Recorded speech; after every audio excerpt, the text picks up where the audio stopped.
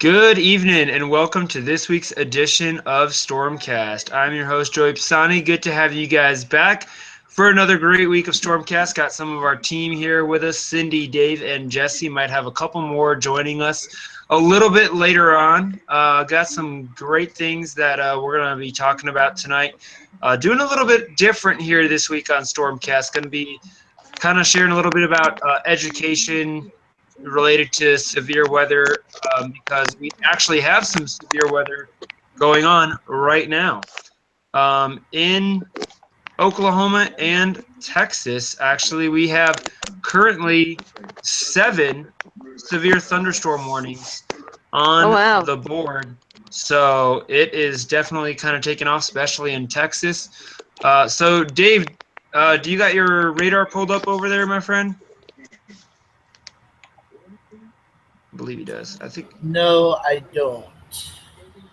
Guys, I would say if you want to pull it up, and we can talk about kind of cover what we got going on in Texas. I know we've got it's a lot of south and mainly south central Texas, west of the San Antonio area there along the Mexico border there. We've got a couple severe thunderstorm warnings down there. A lot of this is for large hail. We do have 2 severe thunderstorm watches out as well. That is for portions of Texas up into Oklahoma with this slight risk of severe weather that is going on right now. Strong thunderstorm activity remains possible into and through the overnight hours across parts of the southern plains. Primary risk is going to be severe hail and potentially damaging wind gusts, not really looking at too much of a tornado risk. And tomorrow, actually, across the area, we're going to be looking at a marginal risk across part of eastern Texas, a marginal risk. And then Friday, interestingly enough, not sure if you guys have seen this or not, but we are looking at the potential for some severe weather in Indiana. So Jesse here, excellent, has the radar pulled up. So you can see there's the cold front. That blue line you see there, guys, that is the cold front. That is kind of the trigger for all these storms. And we have 7 severe thunderstorm warnings. 1, 2, 3, 4, 5 of them are here in Texas for Zapata County, Edwards, Kerr, Real counties. Webb County in a severe thunderstorm warning till 8:45 local time. And another one for another part of Webb County till 8:30 local time. Up in Oklahoma, Jefferson and Clay County, they are under a severe thunderstorm warning till 8:45 p.m. And also, there's actually 2 severe thunderstorm warnings up there, one for the eastern part of the county, one for the western. Primary threats, again, with these storms is going to be the large hail that we are seeing. And yeah, Jess, if you can switch over to, there we go, KFDR, there you go. What's that hail size on that southern storm there where the 1 is? What size hail are we looking at? So we got about 1.5 inches hail. Yeah, 1.5 inch hail on that storm. These storms here, they're riding right along that stationary front that's kind of draped across the Oklahoma-Texas line. These are off to Cindy. These are off to your southwest, moving off to the northeast. Ada, Oklahoma. Not expecting any severe weather tonight. You could possibly get some thunderstorms, but by the time they get over to your area, I don't anticipate them being severe like we are seeing right now. If we can drop down into Texas, we'll take a look at some of these storms down here as well.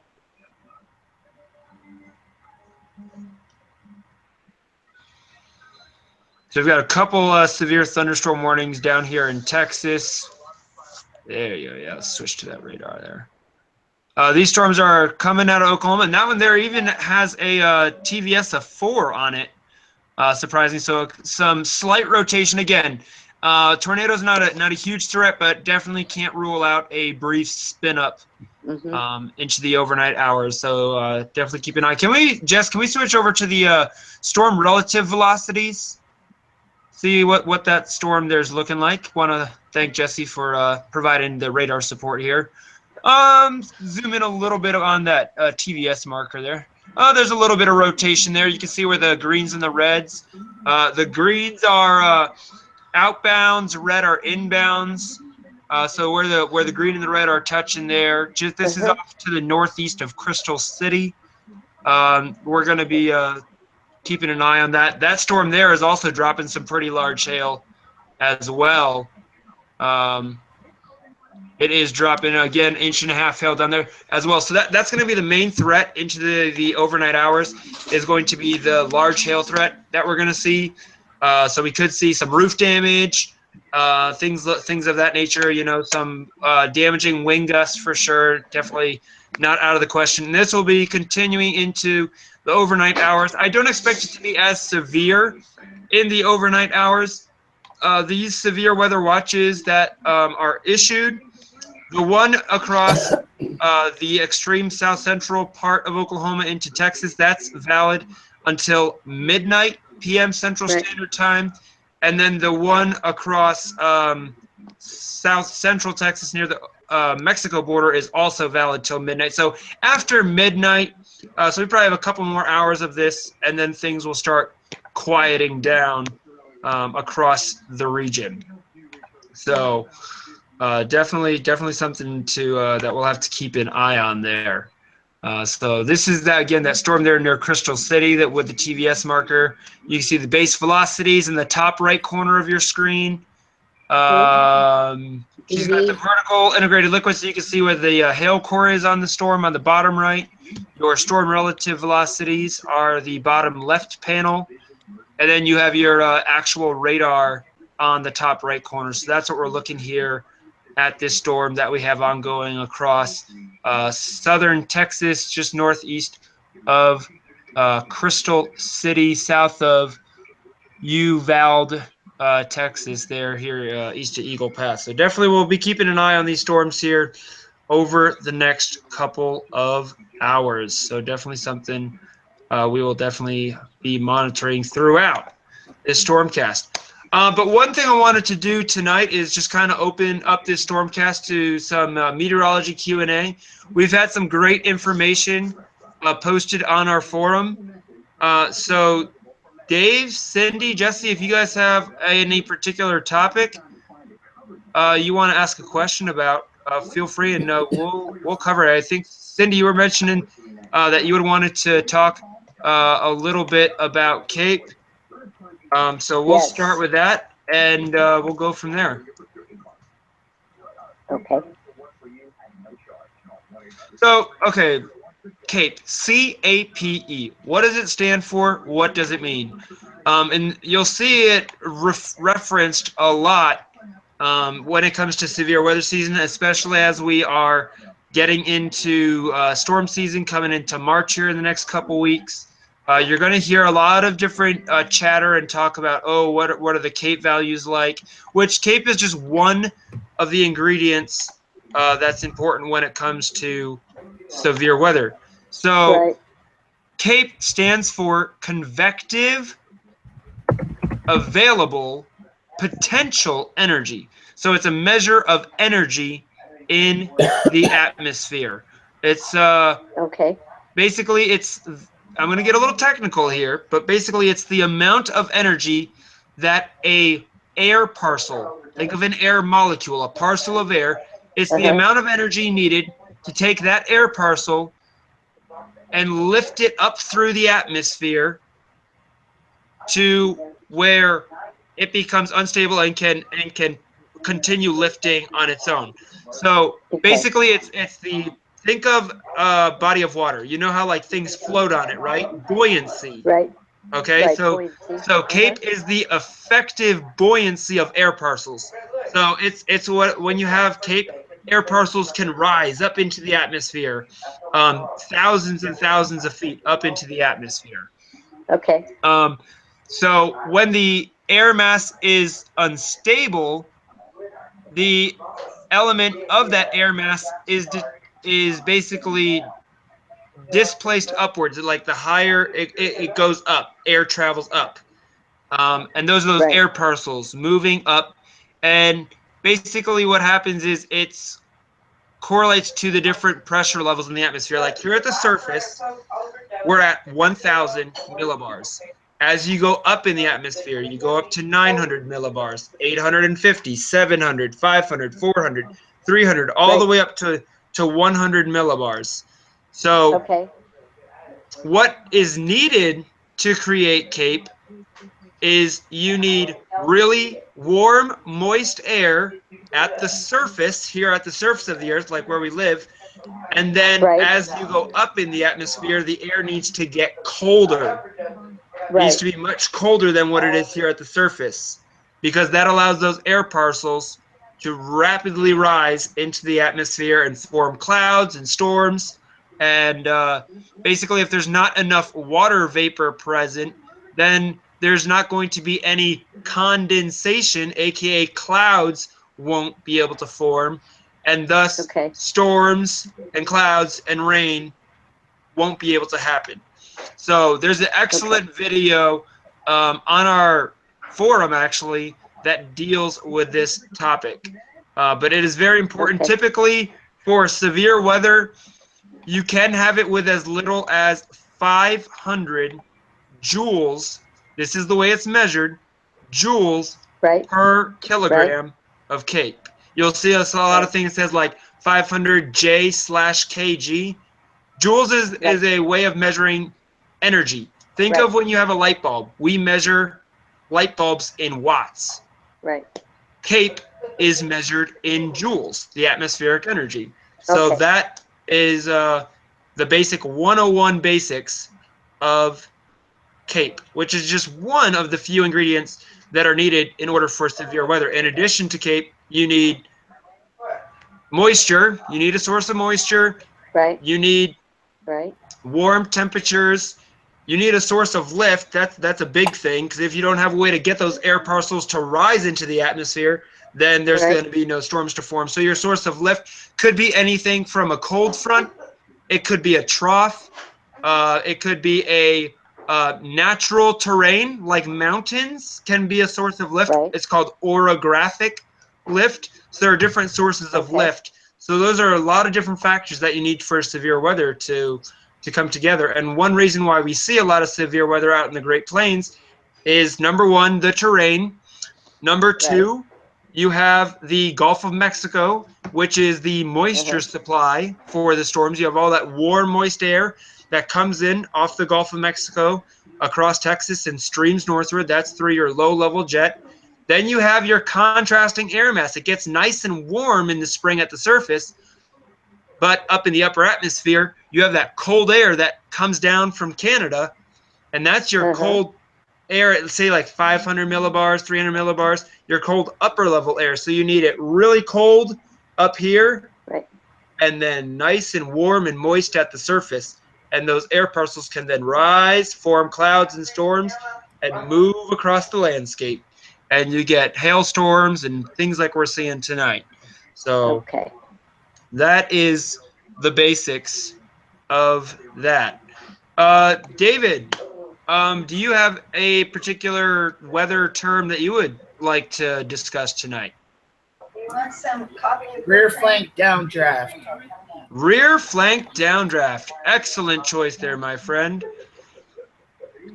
Rear flank downdraft. Let me get this pulled up here. I have these different things pulled up thanks to Jesse, who's done some excellent work on our forum.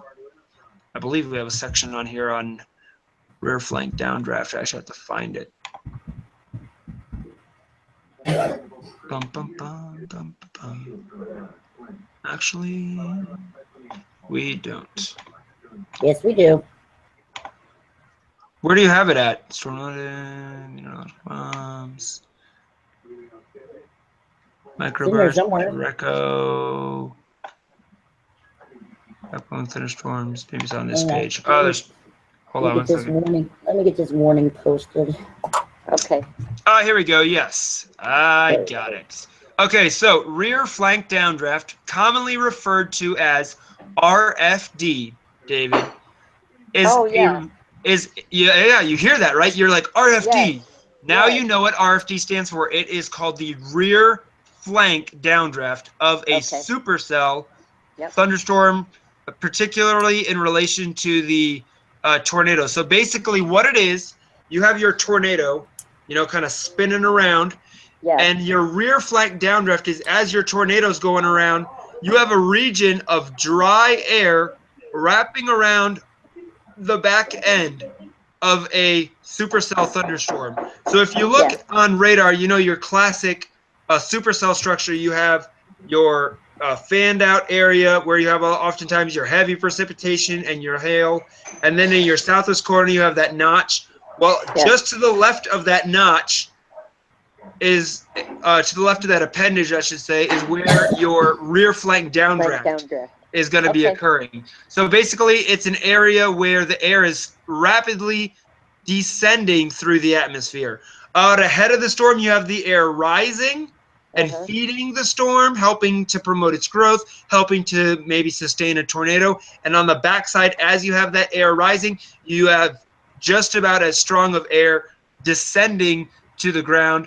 And sometimes with rear flank downdraft, you can get rear flank downdraft that may be 60 to 80 mile per hour winds of rear flank downdraft, and also large hail within the rear flank downdraft will often show up on a radar signature as a bright hook on the radar. So that southern little hook, that's your rear flank downdraft.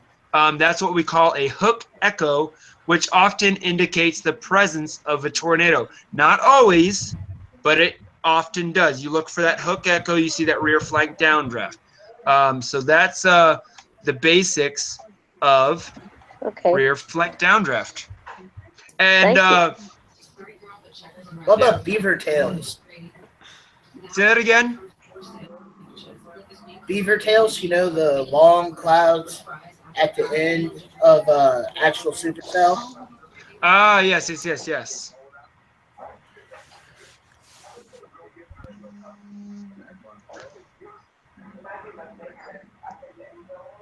I don't see. Oh, 1 second. That one I don't think I have.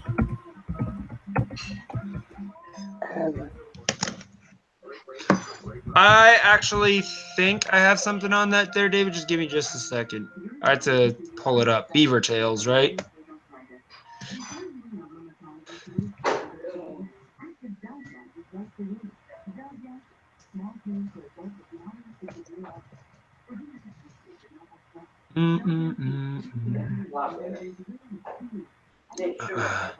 So basically, David, a beaver tail, when you see what we call a beaver tail, it's a slang term. It's not technically, meteorological in any sense. Right. But what a beaver tail is, basically, it's a specific type. You have different inflow bands that go feed into your storm. The beaver's tail it's just a particular type of inflow band, but the way it looks is it has that really broad, flat appearance. A broad, flat appearance, flat cloud kind of feeding into the storm, and it looks like a beaver's tail. So that's kind of where that term originated from. It's just a fancy term for a flat inflow cloud. Sometimes you'll hear inflow jet or inflow notch. A beaver's tail can just be defining what the clouds related to that inflow notch or inflow jet are looking like. And Dan, welcome to the StormCast. Good to have you on, my friend. Tonight is Meteorology 101. How are you doing? Excellent. Pretty good. A little late, but I am here. How's everyone? Better late than never. Doing wonderful, my friend. Doing wonderful. So since you're here, I'll ask you, do you have any particular weather term that you were wanting to know a little bit more about? We already covered Cape, and we just covered rear flank downdraft and beaver tail. Yeah. Let me give that some thought. I do have some weather news, though. Milwaukee again broke a record high again today, as well as yesterday where it hit 67 degrees. 67 degrees in Milwaukee. Just to put that into perspective for some of you southern, our normal high right now is supposed to be in the low 30s. We normally have people that are out on the lakes ice fishing right now. And over the last couple of days, we have been wearing shorts. It is just unbelievable of how warm and mild it has been the last couple of days for the time of year it is. I can't believe it's February. This is like April weather, May weather for us in February. In fact, I was just looking at the National Weather Service in Milwaukee put out a tweet earlier today. For yesterday's high of 67 is the second warmest temperature we've ever seen during winter. So just to put that in perspective. So very mild. Very. No, not even mild. Very warm up there. That's beyond mild. Mild up there is like 45. Right, that is true. Anytime, if it's February, anytime we're on the right side of freezing, that's mild. So yeah, you're right. It's you could almost say hot for this time of year. Yeah, for sure. Oh man. Oh, speaking of which, Dan, did you do any little things special this afternoon with grilling out? Did you actually get to grill out, or? We did grill out. We had a ton of chicken on the grill, twice baked potatoes with cheddar and sour cream. It was absolutely fantastic. I hope you took at least a picture. I did better. I took some live video as it was occurring. We'll definitely have to share that on our Facebook page. Try to put together a weather break in time, but I couldn't get the material ready. But I do have the evidence that we were out grilling earlier today. Gotcha. If it's okay with you, I'll totally just share that your live video.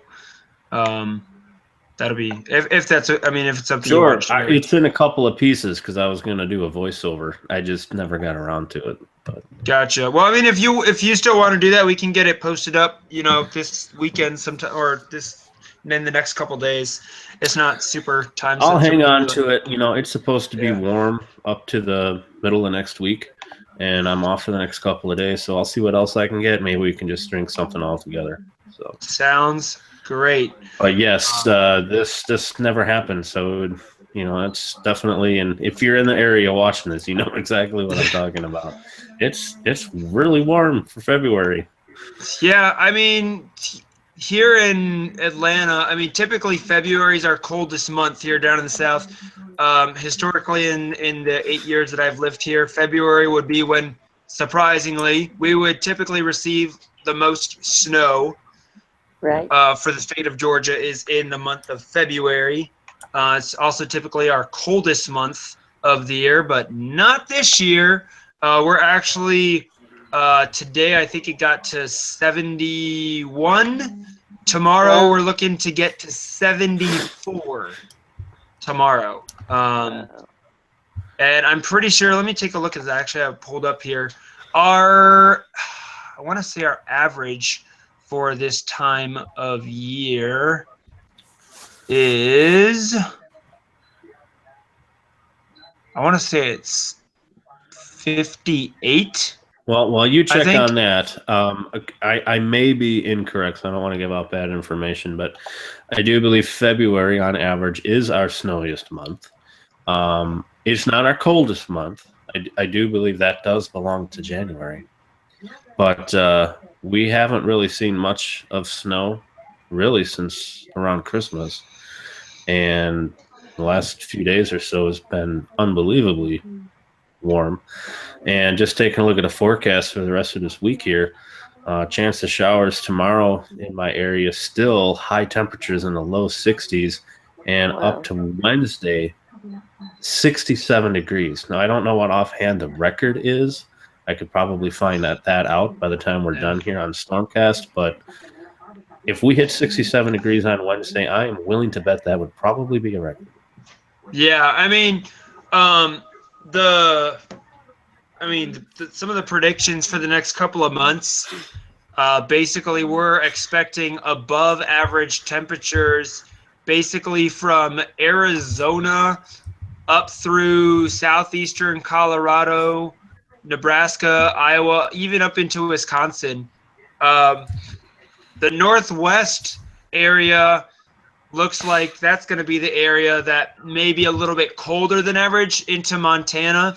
So Stephen might have a cold spring up there. So definitely looking for an above average warmth spring for a lot of the southern U.S. and eastern U.S. even.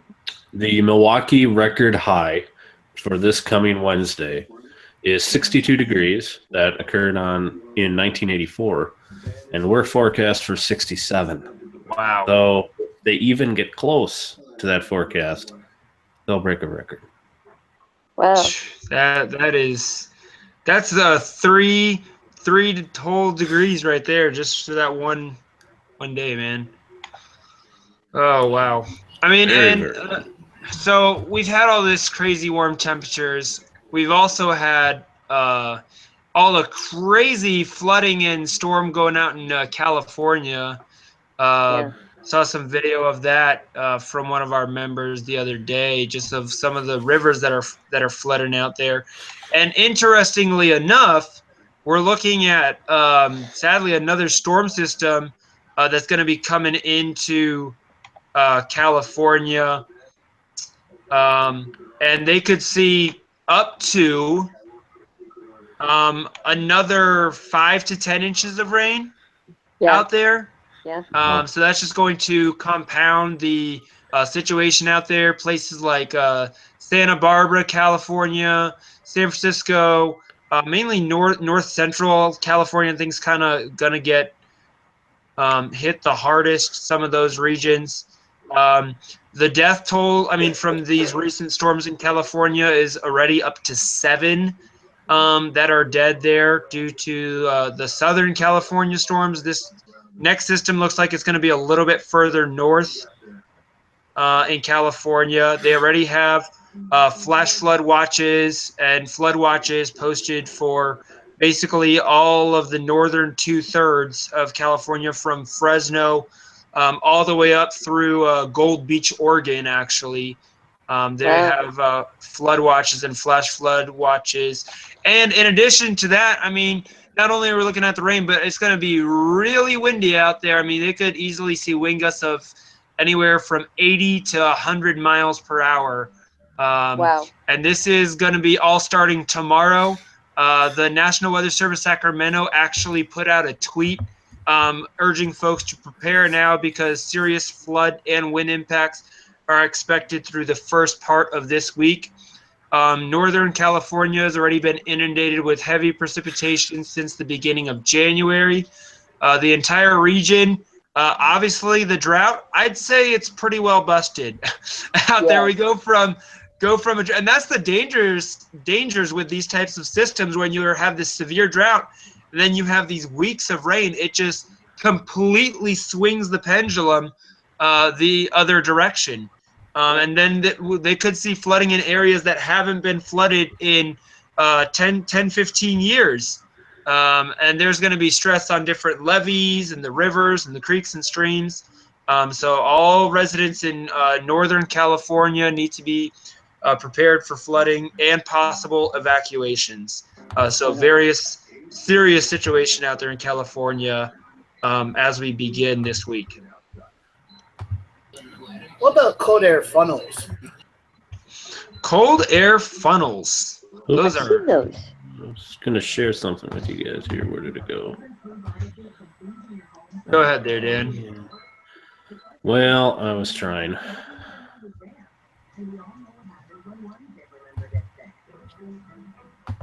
I got to go find it. Okay, so while you're finding that, I'll just get right when I needed it. David, a cold air funnel. Basically, it's related typically to what we call an elevated thunderstorm.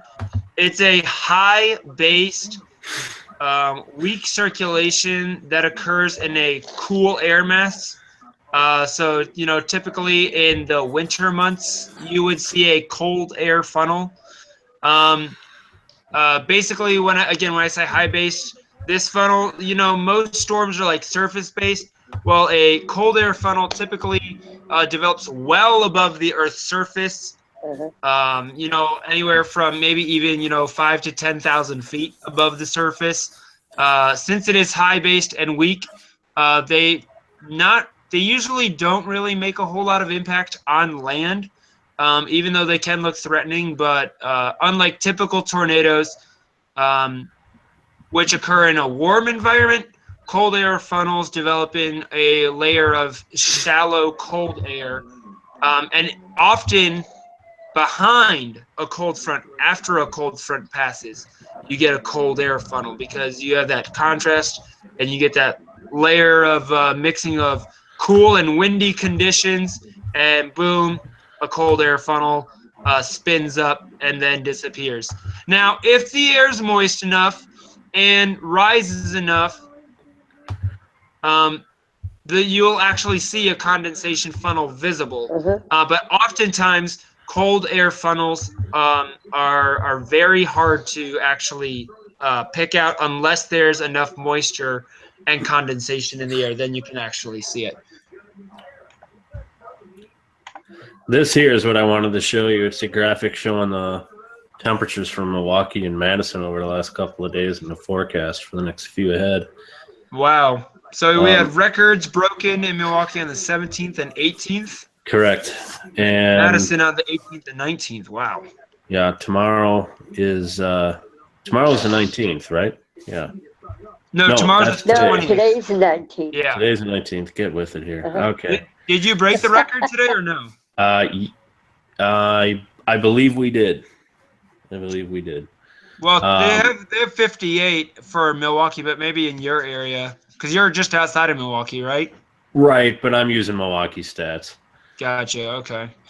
So wow. Go ahead there, Dan. 60 degrees is the record tomorrow. We're only supposed to get up to 56, but whoa! Look at Tuesday, man. Right. Come Tuesday, the record was 58, set back in 1930.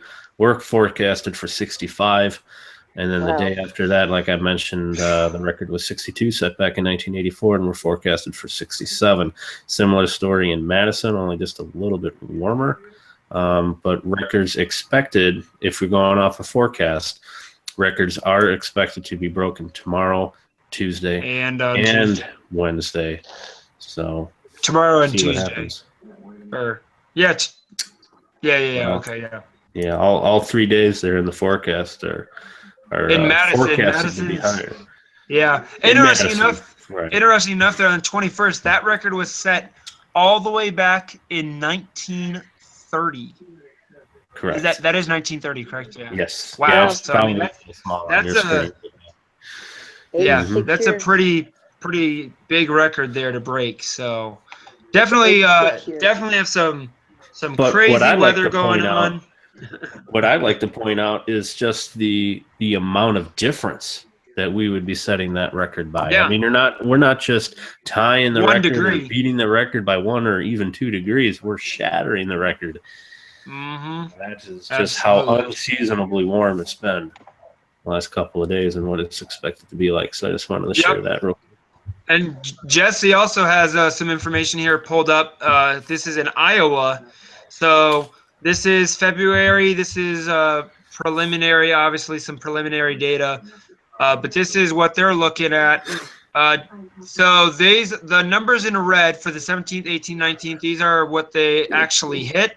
The numbers in black were the previous records. So Burlington broke record on the 17th, 18th, and 19th. Cedar Rapids, which is where Jesse lives, broke the record on the 17th.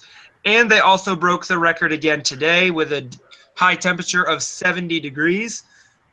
Tomorrow, they're looking to break the record by 5 degrees, 65. Forecast tomorrow for Cedar Rapids, an old record of 60 set back in 1981. The 21st, looking to come close to the record, only 67. And then on the 22nd, possibly breaking the record again. So similar story across Iowa. Parts of Iowa as well. So definitely. Did we skip a season? Yeah, we did. We had a really short winter of like 2 or 3 weeks, I think, and just decided to go right to late spring, early summer. Yeah. So, Yeah. but definitely been a really great Stormcast. I mean, all this information and looking at situation out in California, getting to answer your guys' questions. Also, I want to let you guys know, I know we didn't get to answer like all the questions that you may have, but if you're wanting to learn about meteorology and just the basic 101s of it, I really do highly recommend that you go and get on our forum, extremeweathervideos.com. You'll see the scroll bar at the top. Just click on the forum link. Go to the Meteorology 101 section. If you have something that's not posted on there, register for the forum, create an account, post your question on there, and we'll be more than happy to discuss it on there and even here on air on maybe next week's Stormcast. Leave us a comment in the video below as to maybe something you wanna learn about, and we'll definitely be sure to cover that in each week's Stormcast. Cover a couple different topics. So again, tonight we got to cover Cape, got to cover rear flank downdraft, cold air funnels, and beaver tails. So we got 4 things covered tonight, and looking forward to getting a lot more. Dan, enjoy your warmth. Keep that grill handy. Jesse, you might want to make sure you got yours out as well. Cindy, thanks for joining us again tonight, and stay safe out there tonight with the ongoing severe weather across portions of Texas and Oklahoma. As always, folks, be sure to follow us on our social media pages for the latest weather information, watches, and warnings on our Twitter and Facebook pages. And have a great night. Thanks so much for joining us for this week on Stormcast. We'll see you all next Sunday night at 9:30 p.m. Eastern Time. Next Sunday night, put it on your calendar, and we look forward to seeing you guys then. For all of us from Extreme Weather Videos, I'm your host, Joey Pisani, saying have a great night. Thanks for joining us, and stay safe out there, and we hope that you don't experience too much of the extreme this coming week. Thanks, everyone.